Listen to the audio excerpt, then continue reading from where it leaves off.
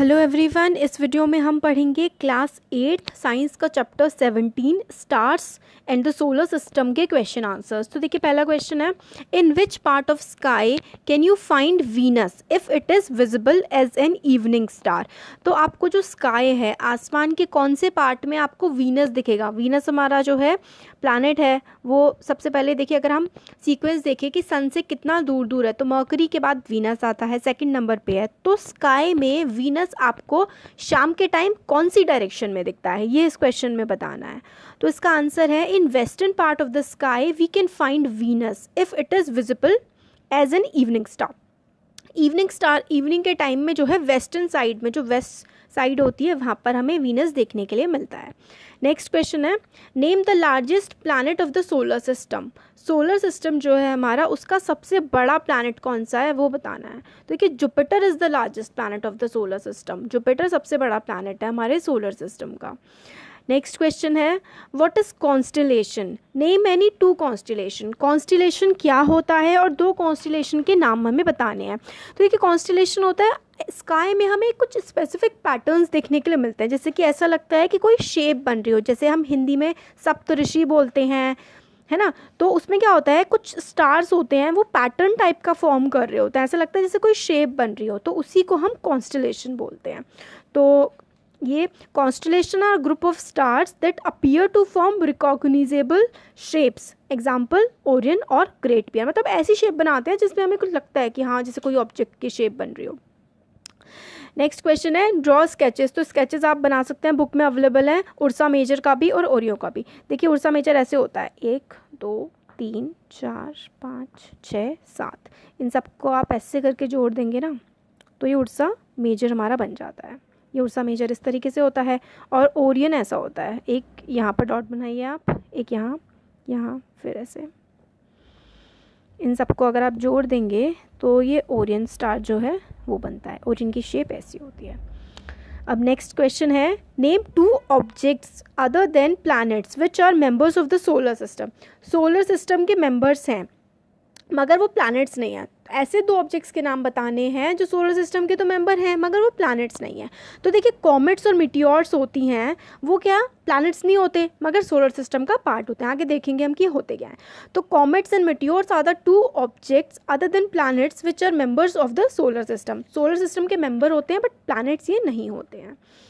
Next question है, explain how you can locate the pole star with the help of Ursa Major. अगर आपको पता है कि उर्सा मेजर कहाँ पर है, तो आप पोल स्टार को कैसे लोकेट कर सकते हैं आसमान में देख करके। तो इसका आंसर है, look at the two star at the end of Ursa Major. Ursa Major के एंड में जो दो स्टार होते हैं उसको आप देखना है। आप इमेजिन करना है उसके बाद जैसे कि कोई सीधी लाइन बन रही हो। Imagine a straight line passing through the star. तो देखिए, जैसे कि ये उर्सा मेजर है, ये स्टार्स हैं, ये जोड़ दिया, फिर उसके बाद ऐसे करके बनते हैं ये स्टार्स। फिर ये जो दो स्टार्स हैं ना लास्ट के, इससे आपको देखना है, ऐसा इमेजिन करना है जैसे कोई सीधी लाइन बन रही हो। Extend this imaginary lines toward the north direction. और ये जो इमेजिनरी लाइन आपने बनाई है, इसको नॉर्थ डायरेक्शन की तरफ इसको बढ़ाइए, और this will lead to pole star. अगर जो आपने उर्सा मेजर के लास्ट में दो स्टार जो होते हैं उससे आप सीधी लाइन इमेजिनरी बना लीजिए, आपको एक चमकता हुआ सा स्टार दिखेगा, वही पोल स्टार होता है। नेक्स्ट इसका है, do all the stars in the sky move, explain. जो स्काई में जो स्टार्स होते हैं सारे के सारे, क्या वो मूव करते हैं, क्या वो चलते हैं, हिलते हैं अपनी जगह से, वो बताना है। तो इसका आंसर है, नहीं भाई ऐसा नहीं होता। प्लैनेट्स मूव करते हैं, स्टार्स तो स्टेशनरी होते हैं, एक ही जगह पर रहते हैं। तो no, all the stars in the sky do not move. The pole star appear to be stationary from the earth because it is situated close to the direction of the axis of the earth. तो हमें pole star stationery दिखता है, ऐसा लगता है कि pole star हमेशा एक ही जगह पर है। तो ऐसा इसलिए लगता है क्योंकि जो अर्थ की एक्सिस से ना, जिस तरीके की अर्थ की एक्सिस है रोटेशन की, उसी जगह पर वो सिचुएटेड है, बिल्कुल पास में, इसलिए उसको। हाँ, तो देखिए कि जो सारे के सारे स्टार्स जो हैं वो स्टेशनरी होते हैं और मूव नहीं करते हैं। और हमें कुछ स्टार्स ऐसा लगता है, हमें लगता है कि सूरज जो है वो मूव कर रहा है, बट सूरज नहीं घूम रहा होता है, सूरज मूव नहीं करता अपनी जगह से। हमारी अर्थ सूरज के अराउंड, हमारे सन के अराउंड रोटेट करती है, सन भी एक स्टार है, तो हमें ऐसा लगता है कि वो मूव कर रहा है। पोल स्टार हमें एक जगह क्यों दिखता है? क्योंकि जो उसकी डायरेक्शन है ना, हमारी एक्सिस ऑफ रोटेशन के जिस एक्सिस पे हमारी अर्थ रोटेट करती है उसके पास है काफ़ी ज़्यादा, इसलिए पोल स्टार का हमें लगता है कि वो स्टेशनरी है, मतलब एक ही जगह रुका हुआ है, मूव नहीं कर रहा। नेक्स्ट क्वेश्चन है इसमें, why is the distance between stars expressed in light years? जो हमारे अर्थ से स्टार्स का डिस्टेंस है वो कितना दूर है, हम लोग उसे लाइट ईयर्स में क्यों एक्सप्रेस करते हैं, क्यों बताते हैं लाइट ईयर्स में, हम लोग किलोमीटर्स में क्यों नहीं बताते हैं? तो ये बताना है। What do you understand by the statement that a star is 8 light years away from the अर्थ? और हमसे बोलते हैं कि जो हमारा जो स्टार है, अर्थ का स्टार सन है, वो हमसे 8 लाइट ईयर्स अहेड है, मतलब इतना दूर है हम लोगों से, 8 लाइट ईयर्स अवे है। ऐसा क्यों बोलते हैं? तो इसका आंसर है because this distance is too large, क्योंकि मिलियंस ऑफ किलोमीटर्स दूर होता है ना, तो इसलिए हम उसको सालों में, ईयर्स में काउंट कर लेते हैं। Because the distance is too large, a star is 8 light years away, it means light will take 8 years to reach earth from the star. अगर कोई स्टार अर्थ से हम कहें कि 8 लाइट ईयर्स अवे है, तो उस स्टार की लाइट को अर्थ पर पहुंचने के लिए 8 साल लगेंगे, इसलिए हम बोलते हैं कि वो 8 लाइट ईयर्स अवे है। अब नेक्स्ट क्वेश्चन है, the radius of Jupiter is 11 times the radius of the earth. तो जो रेडियस क्या होता है, देखिए सर्किल जो होता है, सर्किल का आप जो बीच में से बिल्कुल एक सीधी लाइन खींचेंगे तो वो डायमीटर होता है। डायमीटर का जो हाफ है, डायमीटर का अगर हम आधा कर देते हैं तो रेडियस बनता है। तो जुपिटर जो है सोलर सिस्टम का एक प्लैनेट है, उसका जो रेडियस है वो 11 टाइम्स है अर्थ से, मतलब वो 11 टाइम्स बड़ा है अर्थ से।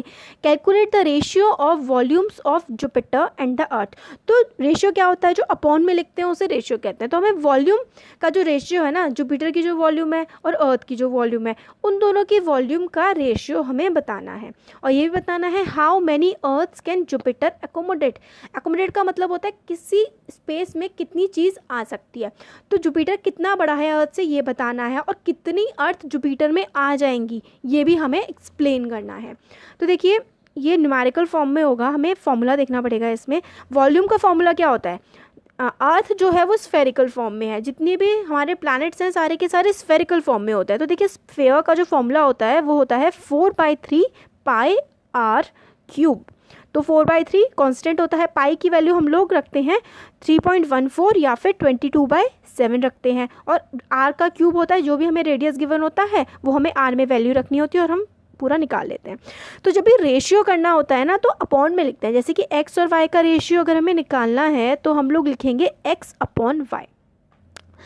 तो इसमें हम लोग लेट करके चलते हैं, let the radius of earth and Jupiter. तो रेडियस ऑफ अर्थ हम लोग ले लेते हैं आर ई करके छोटा सा, और रेडियस ऑफ जुपिटर को हम आर छोटा जे करके ले लेते हैं। तो ये दोनों हम लोगों ने रेडियस मान लिए।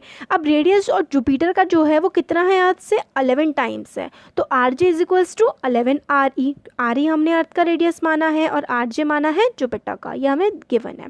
तो हम लोग क्या कर सकते हैं, देखिए R J is equals to 11 R E है। जो हमारे आर आर वाले हैं, रेडियस रेडियस एक साइड ले जाएं, नंबर वाली चीज़ एक साइड ले जाएं। तो देखिए हम लोग इसको, जो चीज़ मल्टीप्लिकेशन में होती है वो नीचे दूसरी तरफ जाके डिवीजन में आ जाती है ना। तो यहाँ पे 11 रह जाएगा, और 11 इंटू आर ही है इक्वल टू से दूसरी तरफ जाके वो डिवीजन में आ जाएगी। तो आर जे अपॉन आर ई क्या हो जाएगा, 11, और अपॉन में 1, तो 1 तो हम मान ही लेते हैं किसी चीज़ के नीचे। तो R J upon R E is equals to 11 upon 1, ये हो जाएगा। फिर हम लोग वॉल्यूम ऑफ जुपिटर क्या निकालेंगे, वॉल्यूम का फॉर्मूला हमने देखा था 4/3 पाई आर क्यूब। तो आर की जगह हम जुपिटर की रेडियस रख देंगे, फिर इसमें नीचे अपॉन वॉल्यूम ऑफ अर्थ है तो वॉल्यूम ऑफ अर्थ में आर ही रख देंगे। तो ऐसे करके ये देखिए ये जो है यहाँ पे 4/3 पाई आर जे का cube upon 4/3 pi are E का क्यूब। तो आर जे क्या है, 11 है। तो देखिए 4/3 पाई और 4/3 पाई आपस में कट जाएगा। तो R J upon R E का whole cube is equals to 11 upon 1 का होल क्यूब। अब क्या होगा, 11 का क्यूब होता है 1331, 1 का क्यूब तो 1 होता है, तो इसका जो रेशियो आ जाएगा इनकी वॉल्यूम्स का वो आ जाएगा 1331 रेशियो 1। ये है, ये जुपिटर है और ये अर्थ है, इनकी वॉल्यूम का ये रेशियो आ जाएगा। अब नेक्स्ट क्वेश्चन है, what is the difference between the star and planets, star और प्लैनेट के बीच में क्या अंतर होता है। तो देखिए स्टार जो होते हैं वो ल्यूमिनस होते हैं, ल्यूमिनस का मतलब होता है जो अपने अंदर से लाइट एमिट करते हैं, वो चीज़ ल्यूमिनस होती है। तो स्टार जो है वो लाइट एमिट करता है अपने अंदर से, तो वो ल्यूमिनस है। Stars are gaseous in nature, जो गैसेस की बर्निंग होती है ना उसी की वजह से वो लाइट एमिट होती है, तो स्टार्स गैशियस होते हैं। स्टार्स हैव एनॉर्मस मास, मास बहुत ज़्यादा होता है क्योंकि काफ़ी बड़े होते हैं स्टार्स, इसलिए उनका मास काफ़ी ज़्यादा होता है। Stars are infinite in number, और तो देखिए स्टार्स का हमें अभी तक पता नहीं है कि कितने हैं, क्योंकि कितने हैं कुछ नहीं पता है हमें यूनिवर्स के बारे में बहुत ही कम नॉलेज है, इसलिए हमें स्टार्स के बारे में भी नहीं पता है कि वो कितने होंगे। प्लैनेट्स में, प्लैनेट्स नॉन ल्यूमिनस होते हैं, प्लैनेट्स में जो भी लाइट है वो हमें स्टार्स से मिलती है, जैसे कि जो हमें अर्थ पे लाइट है वो सन से मिलती है। Planets are made up of rocks and, जो रॉक्स के बने होते हैं, जो है चट्टानों के बने होते हैं जो प्लैनेट्स होते हैं। देख लीजिए आप, जो ज़मीन है उस पर वो मिट्टी के बनी हुई है, तो अलग अलग चट्टानों के बने हुए होते हैं प्लैनेट्स। और स्टार्स होते हैं गैसेस के। और ये जो है प्लैनेट्स का जो मास होता है ना वो स्टार्स के कंपैरिजन में कम होता है, और प्लैनेट्स जो हैं वो स्टार्स के कंपैरिजन में नंबर भी प्लैनेट्स का कम होता है। तो ये हो गया इनके बीच का डिफरेंस। नेक्स्ट क्वेश्चन है इसमें, how is the tail of a comet form. तो ये जो कॉमेट होती है उसकी जो टेल है, जो पूंछ जैसी दिखती है उसकी, वो क्या मतलब किस तरीके से फॉर्म होती है। तो देखिए कॉमेट जो होती है ना वो स्पेस में होते हैं। ये a comet consist of ice, dust particles and rocks. When the comet comes near the sun, some of its ice turned into gas, gas and dirt freed from ice create a long illuminating tail. तो क्या होता है, comet जो है वो rocks की बनी हुई होती है और उस पर आइस जमी हुई होती है, डस्ट पार्टिकल्स होते हैं, पत्थर वगैरह, और जैसे आप समझ लीजिए पत्थर पे बर्फ़ जमी हुई है, इस टाइप की होती है कॉमेट। फिर क्या होता है, वो क्योंकि सन से दूर होती है इसलिए उस पर बर्फ़ जम जाती है, मगर जब वो सन के पास आती है ना तो आइस जो है वो मेल्ट हो जाती है, और फिर वो क्या होता है गैसेस में कन्वर्ट होने लगती है। उसके अंदर जो और मटेरियल होता है वो मिलके गैसेस में कन्वर्ट हो जाता है। गैस और डस्ट का मिक्सचर जो है वही हम लोगों को ऐसा लगता है जैसे कि पीछे से उसमें कोई लाइट की टेल जो हो उसकी वो बिल्कुल चमकदार सी हमें दिखती है, वो जो इल्यूमिनेटिंग टेल होती है, जो सन के पास जाने से वो जो जलती है। नेक्स्ट क्वेश्चन है, what are the condition that makes life possible on earth. Earth पे लाइफ पॉसिबल है किस कंडीशन की वजह से। तो देखिए अर्थ जो है वो एक प्रॉपर डिस्टेंस पे है सन से, earth proper distance from the सन।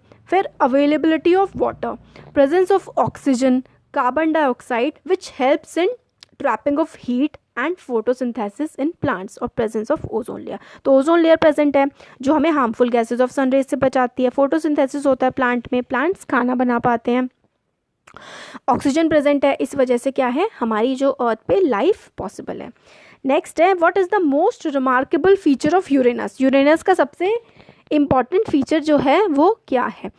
तो इसका ये है, it is highly tilted rotational axis, as a result in its orbital motion it appears to roll on its side. तो देखिए जो यूरेनस होता है वो ऑर्बिटल एक्सिस जो होती है ना उसकी टिल्टेड होती है, तो ऐसा लगता है जैसे वो घूमते हुए रोल कर रहा हो, जैसे बॉल रोल करती है, ऐसा लगता है। नेक्स्ट है, what is the characteristic of Saturn. Saturn की क्या करेक्टरिस्टिक्स हैं। तो Saturn is the least dense among all the planets, its density is less than water. तो जो सैटर्न प्लैनेट है ना उसकी डेंसिटी इतनी कम है कि अगर आप उसे पानी पे गिराएंगे ना तो वो पानी पे तैरने लगेगा। देखिए इतना बड़ा प्लैनेट है मगर उसकी डेंसिटी बहुत ज़्यादा कम है, तो वो पानी पे भी तैर सकता है। नेक्स्ट है, इसमें हमें डिफ़ाइन करना है कि एस्ट्रॉइड, कॉमेट्स, मिटियोर्स और मिटियोराइट्स क्या होती हैं।